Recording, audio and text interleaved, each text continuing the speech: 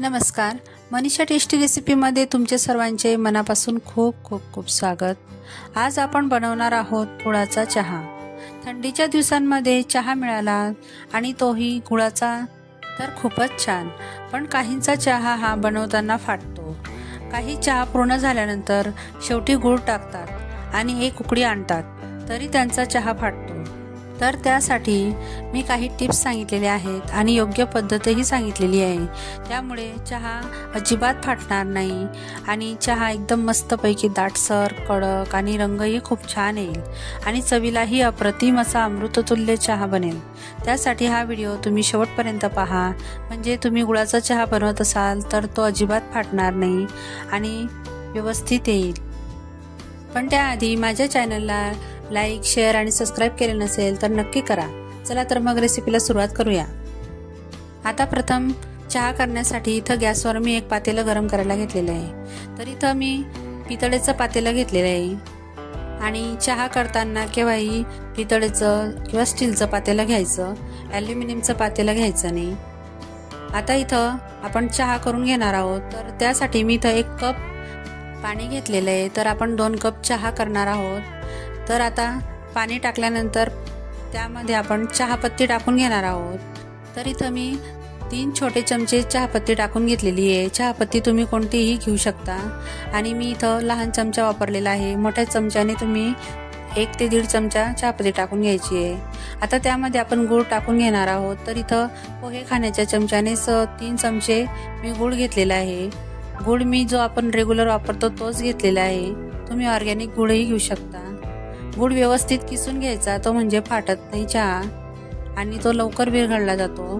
नंतर त्यामध्ये मी आता आलं किसून टाकून घेणार आहे। तर इथं अर्धा इंच आलं घेतलेलं आहे, त्यातून थोडंसं राहू दिलेलं आहे। तुम्ही यामध्ये जायफळ आणि वेलची पूडही टाकून घेऊ शकता किंवा गवती चहा असते तीही टाकून घेऊ शकता। आता हे व्यवस्थित चमच्याच्या सहाय्याने ढवळून घ्यायचं आहे आणि चहाला 1 ते 2 मिनिटं व्यवस्थित उकळून घ्यायचं आहे आपल्याला। आता इथं बघू शकता चहाला मस्त उकळी आलेली आहे आणि चहा व्यवस्थित उकळल्यानंतरच तो कडक आणि दाटसर येतो आणि रंगही छान येतो।